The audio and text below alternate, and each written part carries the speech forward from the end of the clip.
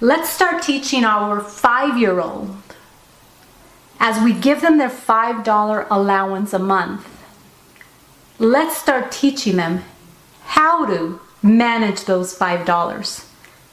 Very easy concept, but our education starts in our household, especially when it comes to finances, because that is not even a topic that is taught in our education system. Let's teach our 5-year-old how to manage that $5.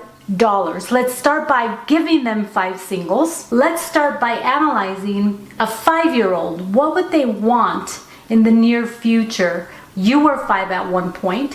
What did you desire? Did you desire going to Disneyland? Did you desire a new dress? Did you desire a new tricycle? Like, find out what your 5-year-old is into, and as you pick her brain, utilize that as an incentive as you start giving that allowance by naming a couple of piggy banks or jars with those specifics that they are talking about. Maybe they're into reading and it's to buy a new book or a new series of books that she's into.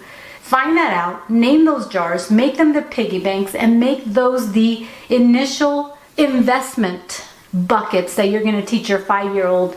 Off of the $5 single allowance, you take $1 and put it into one of those piggy banks, and you take a second $1 and put it into the other piggy bank. That is about 40% of that $5 allowance.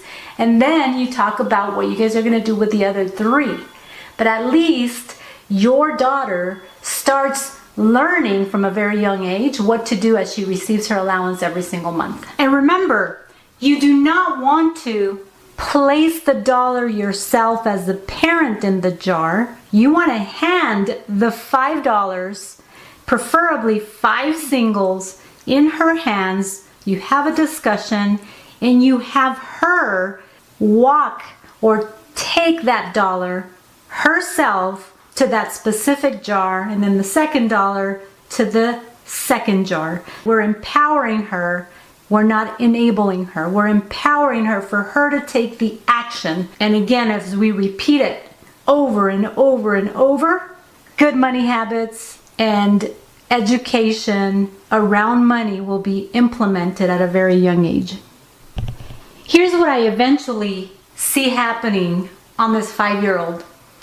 As months go by and we go through this process of, $5, 5 singles, and your daughter is now directing 40% of that $5 into her targets, into her future goals.